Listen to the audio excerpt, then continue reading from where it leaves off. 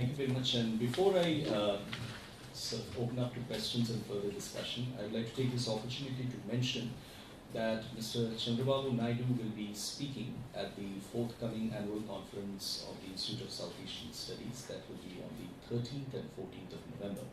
So you will have an opportunity to carry forward some of this flavor into that interface as well. And knowing Professor Sivaramakrishnan, you'll be most happy if you say that you're quoting him. So now I think we have lots of questions and comments. So just to streamline the discussion a bit, maybe so 3 questions in one go? Sure. Okay. So we'll go about it in bunches of 3. Do kindly introduce yourself before asking a question.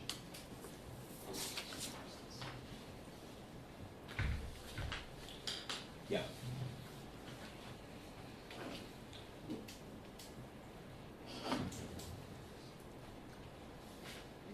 I'm sure you're gathering your thoughts.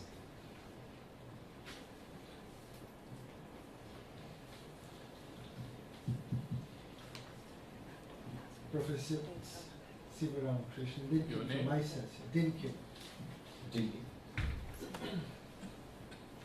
You mentioned about the inevitability of migration into urban cities, and the World Bank states that the biggest trend is urbanization. But correct me if I'm wrong. And you also mentioned in passing the provision of urban facilities in rural area, Pura, that President Abdul Kalam had mentioned. You correct me if I'm wrong, but I sensed a slight cynicism in that project, and your assessment is cynical. Can you explain that further? And you also gave a very insightful problems in terms of governance of the Indian cities. Can you also share what do you think might be the solutions to some of them? Thank you. Okay. Next, please.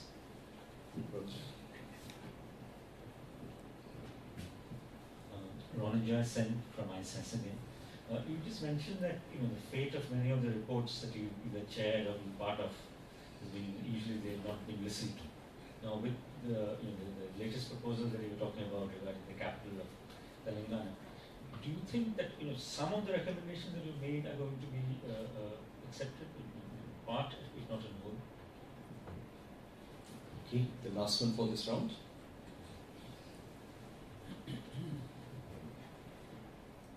First, my name is Rajan Makijani from Dalberg Global Development Advisors.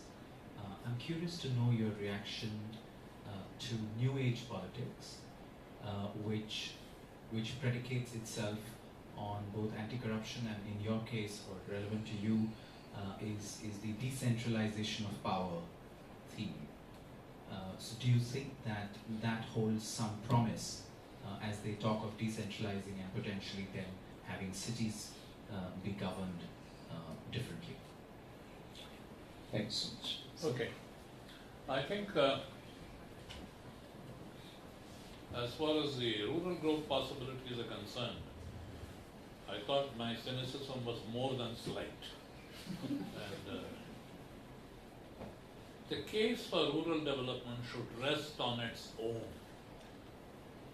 The case for rural development cannot be to stop migration into urban areas. That is an enormous fallacy that flies in the face of international experience. Because in essence, you are trying to get less and less people, if possible, produce more and more food. But the opportunities for rural employment, therefore, would become less and not necessarily more. That is one aspect. And the second is, I also feel as countries urbanize, and as I said that geographically the areas of urbanization spread, the distinction between rural and urban becomes somewhat tenuous. If out of 600 plus districts in India, if you want pure urban districts where there is nothing rural, probably you will have about 60 or 70 such districts. If you look for purely rural districts without any, urban prominence, probably you will have about 130, 140 districts. The rest of them are all in transition. So what is entirely rural, is going to be difficult to find. The second is that as far as the governance is concerned, basically one has to decide, what sort of a political arrangement do you want. And let me also link it up to decentralization.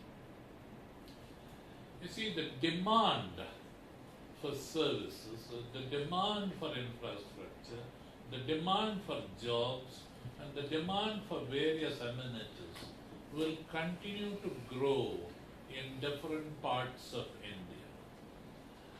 Now, sooner or later, whichever government is in power, that demand is going to be more widespread. And the current, the current statements about corruption and dealing with them, and even trying to draw conclusions about the election results, as a reflection of that popular attitude, all are based on the belief that sooner or later, or as soon as possible, some kind of a regime of accountability will begin to make its appearance. Somehow, that thing has eluded previous governments. We have been tremendously preoccupied with accounts, but not with accountability. And we have been prepared to spill blood on some of those things, but not necessarily, an accountability regime as such. That requires a certain amount of decentralization. But I think at the same time, a demand for decentralization has to be backed up by a certain willingness to participate, particularly participate in a financial sense.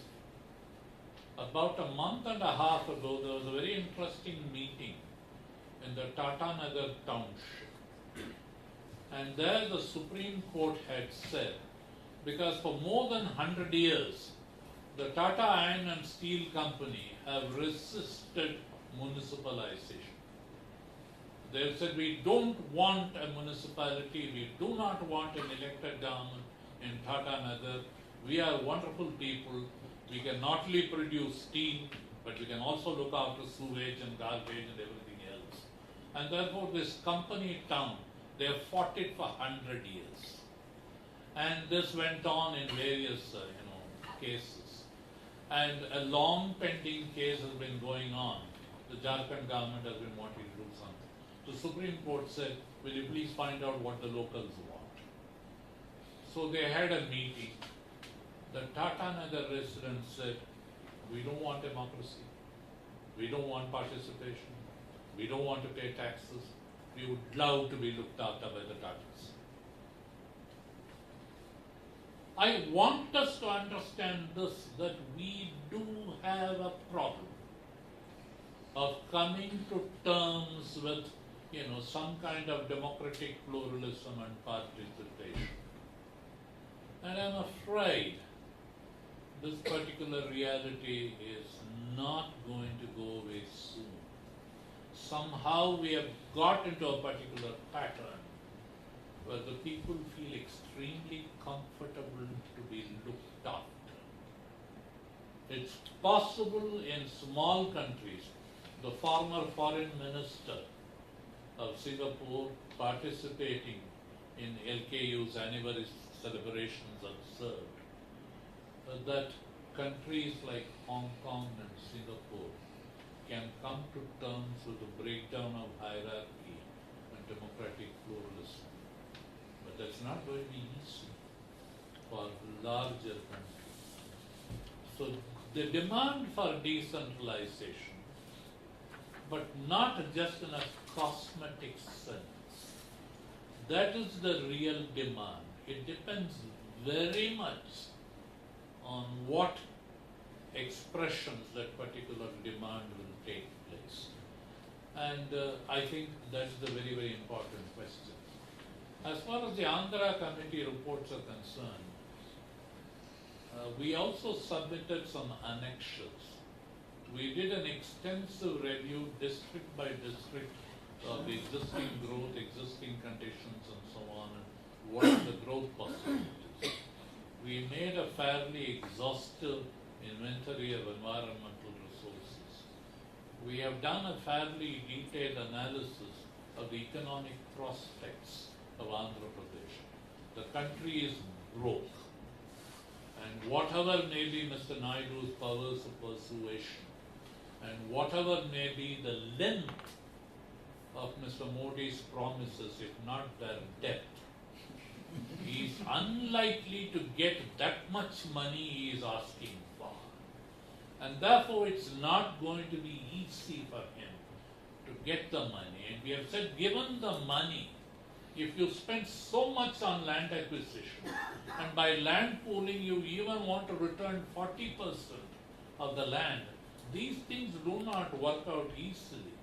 You will have spent so much money on land acquisition that there will be nothing left for doing anything else. Now, I find scholars and individual analysts and various other people continue to make references.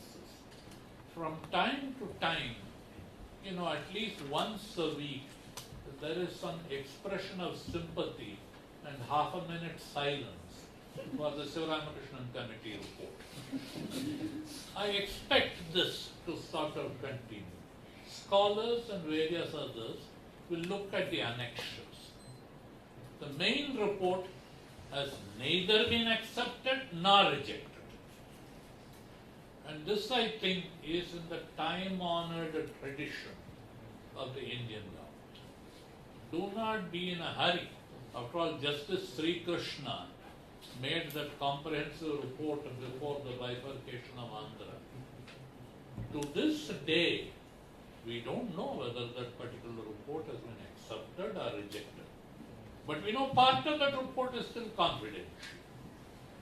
So, whether it is Sarkaria Commission or, Moili Commission or whatever it is. So, the answer to your question is, I have not come across many reports in recent history which are either accepted or rejected. They are there. Scholars derive some, usefulness and comfort from them. Thank you, sir. Yes. So I think things are warming up, so I can already spot two. Yeah. Surya and then Professor Chaudhary. Surya from ISIS. So if I could paraphrase your recommendation, the key recommendation about the capital city of the new or the residual state of Andhra Pradesh, it's something like a decentralized capital city. If you would like to extrapolate that to the Indian context of diversity, would you recommend similar capital city for India in course of time? Thank you. Yeah. I'm Professor Chaudhary from NUS. I would like to hear your views on what Mr. Naidu can learn from the Singapore experience. Although you mentioned that Singapore is an exception, it has boundaries defined as a mega city and all that.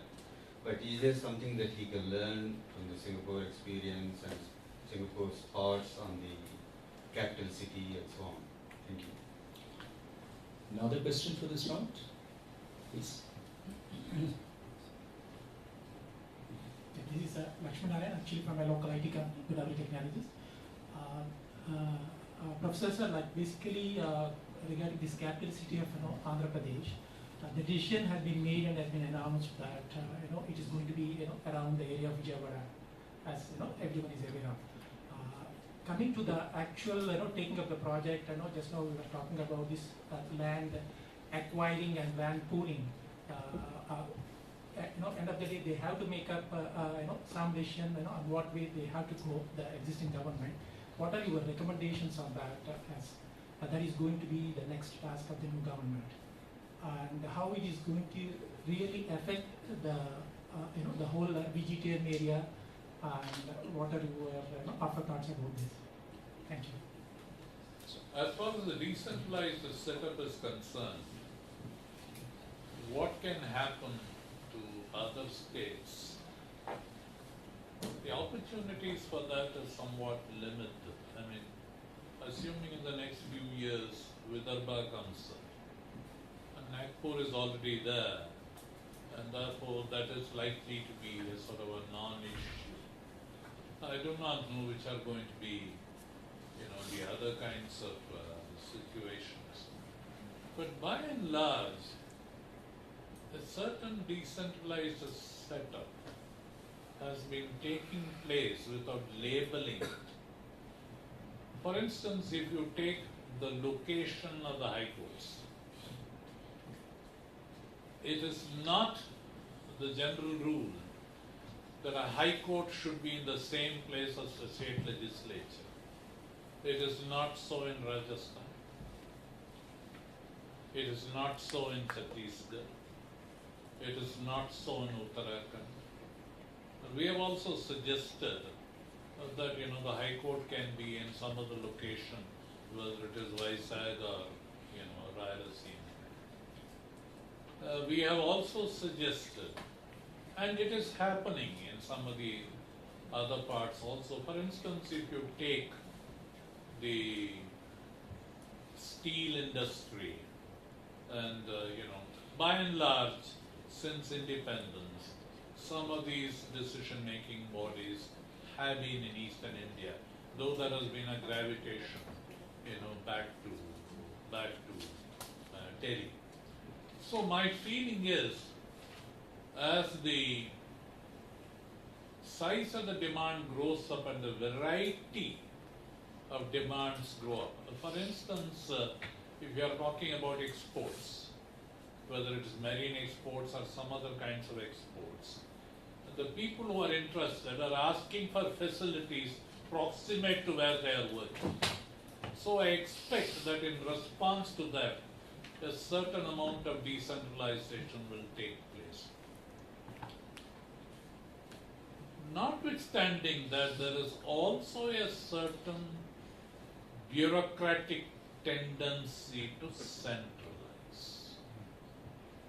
And one of the points which we found was the opposition, though it was not expressed vociferously for our decentralized setup, came from the bureaucracy. Because you sort of get a feeling that you press a bell, the secretary to government should have the head of the department. You press the bell twice, the next fellow should come. You press the bell 3 times, the next fellow will come. And one of the things we pointed out was, if the British held sway over India, they did not do it by sitting in Viceroy's place. All these worthy collectors were on their horseback and bicycles, establishing the government all over the country. And they underwent a great deal of personal discomfort and sacrifice. But here we want a sort of a concentration of various government offices and various offices. This is going to be a difficult question, and Delhi itself is a classic example. You will have the Coast Guard protection in Delhi, as if the Nazargarh Nalla is going to see the next frigate. So you get all sorts of absurd things. And the more the government of India has tried to decentralize Delhi, the more has Delhi grown. And then, everything becomes terribly comfortable. And this is also one of the lessons. health facilities, education facilities, all these things. I did submit to Mr. Naidu that you put all your eggs in Hyderabad. What's happened? Chandrasekhar has broken all the eggs and made an omelette out of it. So Naidu's reply was, at least he's having his omelette. Doesn't matter. I am going to build a some more. Good luck. And we have stated in our report that the one major lesson of Hyderabad is don't put all your eggs in the same basket. Education facilities, healthcare facilities, employment facilities. And today the bickering is that, who is the, native person and who is entitled to medical benefits, who is entitled to education benefits. There was a time when Anantapur and Kadapa and Rajamandri and Kurnool and Nellore were important towns. Leaders came from those places. Chandrababu Naidu comes from Chittur. YSR comes from Rayalaseema. These people came from medium and small towns. They were not products of metropolitan cities. Why do we ignore this? The next question is what one can learn from Singapore. What one can learn from Singapore, what one can learn from Hong Kong, what one can learn, in my opinion, from China is something very simple. It is not the concept of a capital city. It is the elementary lesson of getting a job done. If you say that you are going to build a train, build it with a reasonable length of time. Don't dilate on it. And therefore, I think that's a very simple lesson for which you do not have to cross the oceans. So as far as I am concerned, getting the job done is an extremely important lesson that we have somehow forgotten. What are the next steps of us as far as VGTM is concerned? We have raised a number of cautionary signals. We cannot therefore talk on both sides of our mouth. We cannot say on the one hand that VGTM is not a desirable location, but at the same time saying these are the next steps. But I find still announcements are being made. Amravati, Nusveedu, some other place, Gannavaram, so on and so forth. So my feeling is that, I do not know what is going to be, the final thing. If Naidu says, I will apply land acquisition, we have managed, our UPA government has managed to make the land acquisition very much more complicated than before, and it is going to take quite some time before that land acquisition laws are going to be reformed. And if Mr. Naidu gets into that particular land acquisition regime, it's going to be very difficult for him to come out. Even if he comes out, financially he may be broke. So I'm afraid we don't know what the next steps are. I somehow feel that if some of the motivating factors are really, real estate and various other things, various other things will have to happen. So I do not know what the next steps are. We are also watching. But every week, some slightly different announcement is coming.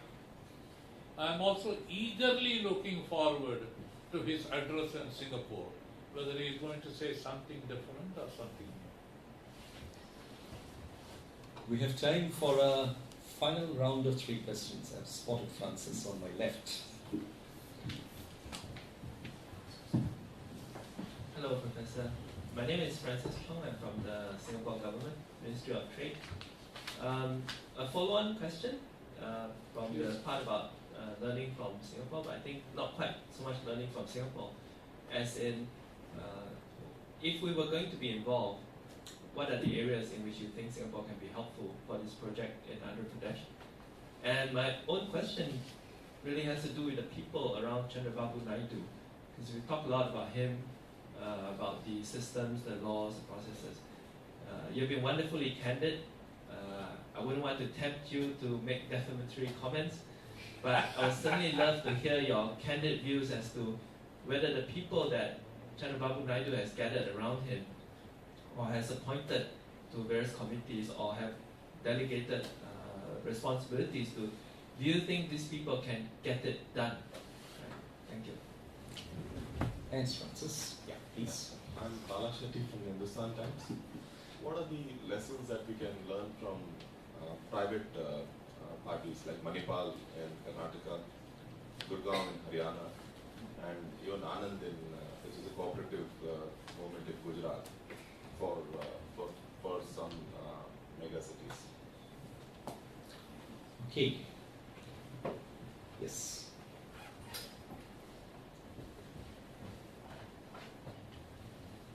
Thank you, Prof.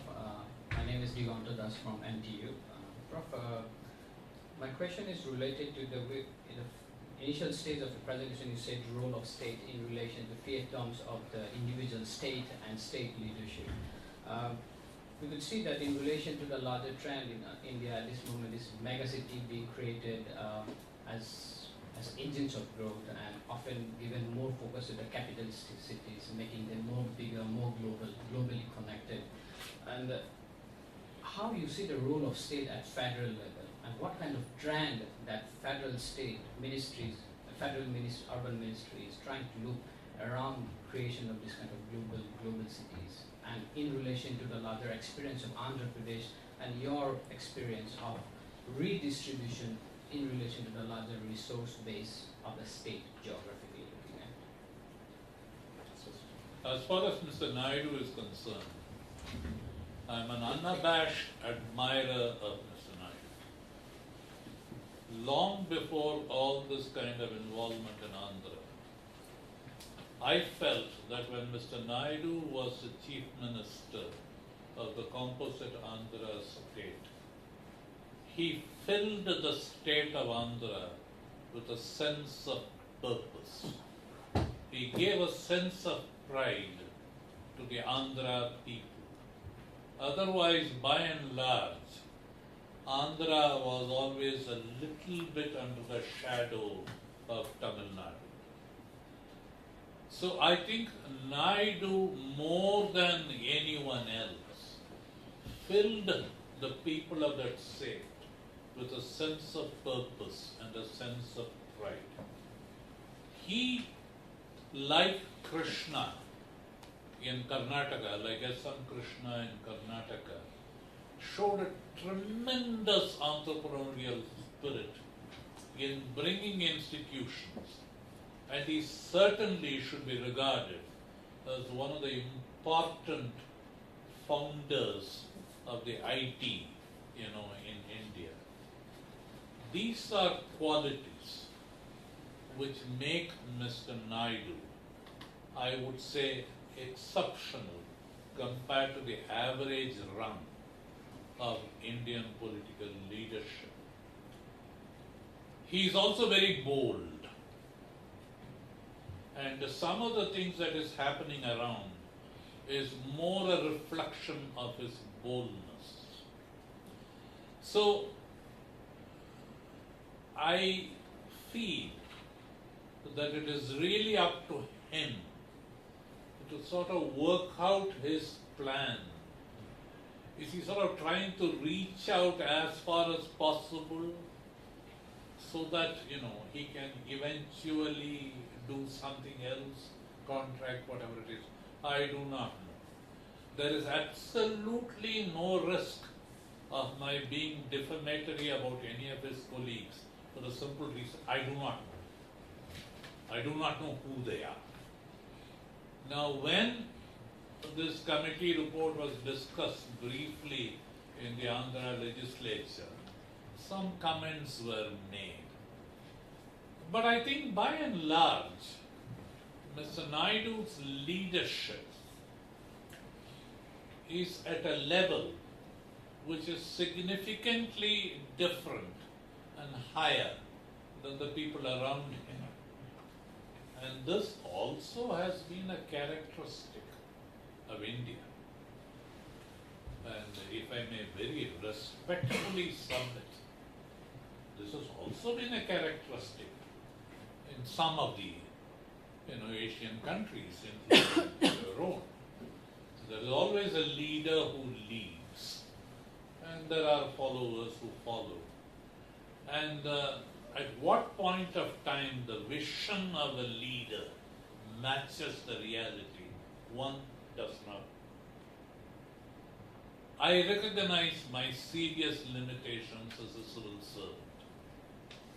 And as a civil servant, I am genetically inclined towards safety. And therefore, genetically, I cannot be bold. I can only be cautious.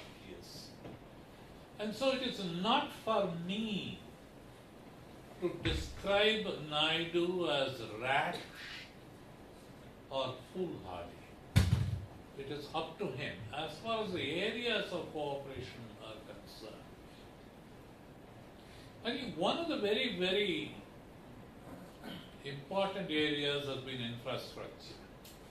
And I think even under the AP Reorganization Act, there are some very clear projects that have been identified. For instance, the Vizag-Chennai corridor, in which the ADB is involved.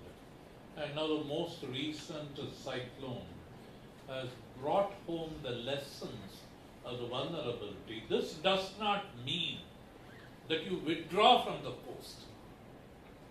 This means how do you deal with the challenge. And coming down all the way from Srikakulam, down all the way towards the coast, there are opportunities. But obviously an industrial corridor cannot run along the coast because the coast has too many deltas, too many crossings, it's prone to cyclones, it's prone to tidal surges and various other things. So you have to go inland. How far inland do you want to go? What is the alternate transport route? The railways have accepted this Kalahasti northwards railway line.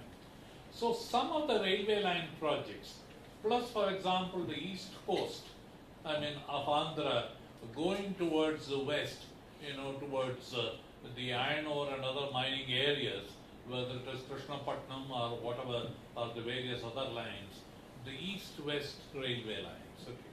So your infrastructure, both with regard to road corridor and railway corridor, is something on which both financial and technical execution assistance is needed.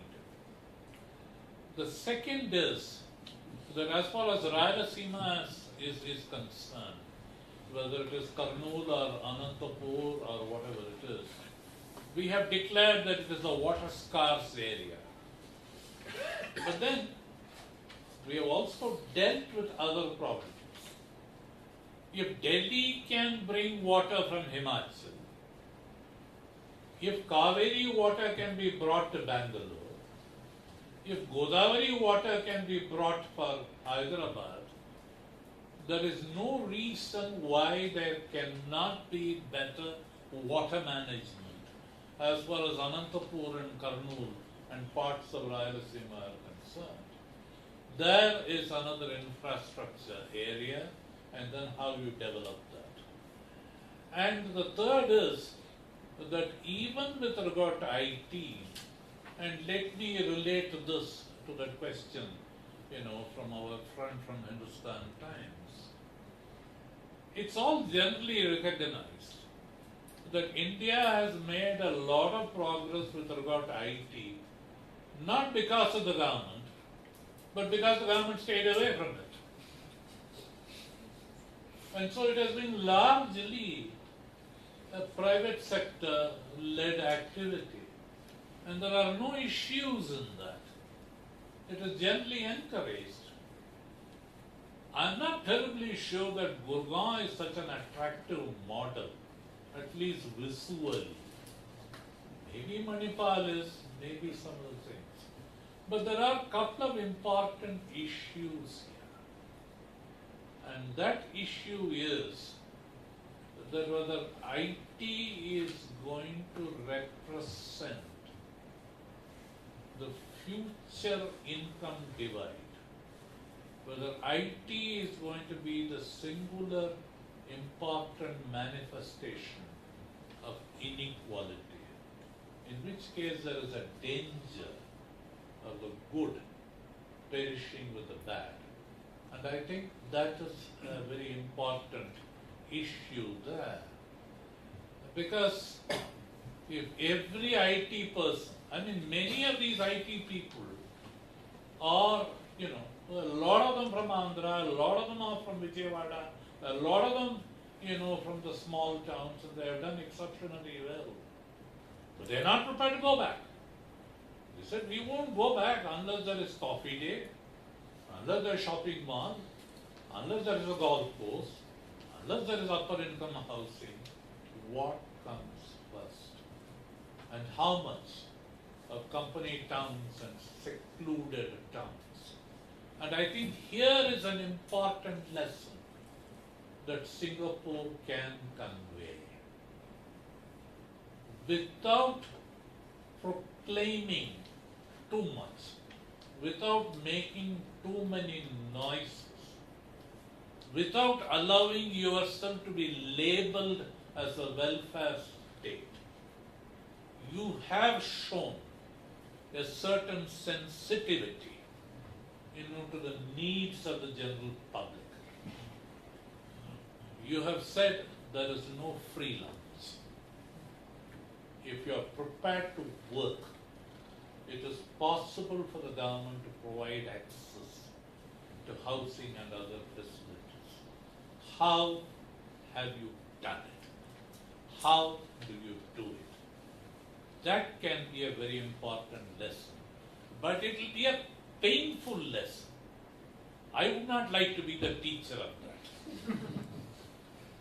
Because with all due respect, when it comes to equality and issues like that, your potential students can be cursed and refuse to see logic.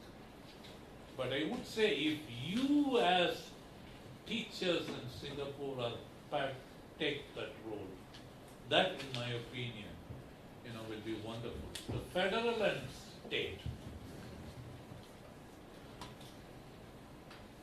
the state, let's put it this way, the state cannot save people from their city governments. The federal government cannot save the people from the state governments. The federal structure of India is still, in my opinion, a continuing project. From time to time, provincial governments and federal governments arrogate to themselves, and I am using this word consciously, arrogate to themselves a higher level of wisdom. And this has been very prominent in the case of cities. By and large, they feel the city-based leadership is prima facie not qualified, not trained, not equipped to deal with city problems. And this is what the British also told us when we asked for independence. And Gandhiji said, you go, we will somehow deal with it. If at that time we said training is the obvious course for Indian independence, we would still be sitting in training schools. And independence would be far, far away. My feeling is it is a reality of a situation that forces learning.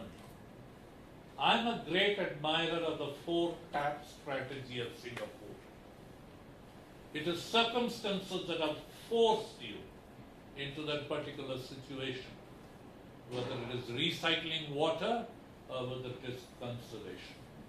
When circumstances demand it, you will learn, and you will learn fast.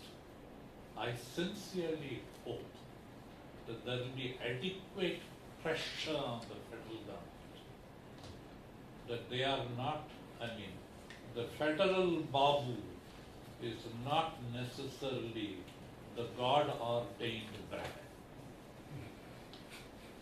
The sooner he forgets that, the better it is.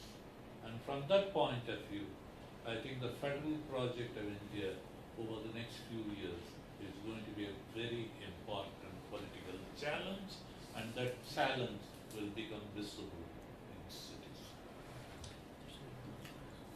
I'm sure there's more to be asked, more to be discussed. I'm afraid, due to paucity of time, we have to close the formal session, but like in all other ISA seminars, there's some tea and coffee waiting for all of you, so please feel free to continue the engagement with Professor Sivaram Krishnan and between yourselves over tea and coffee.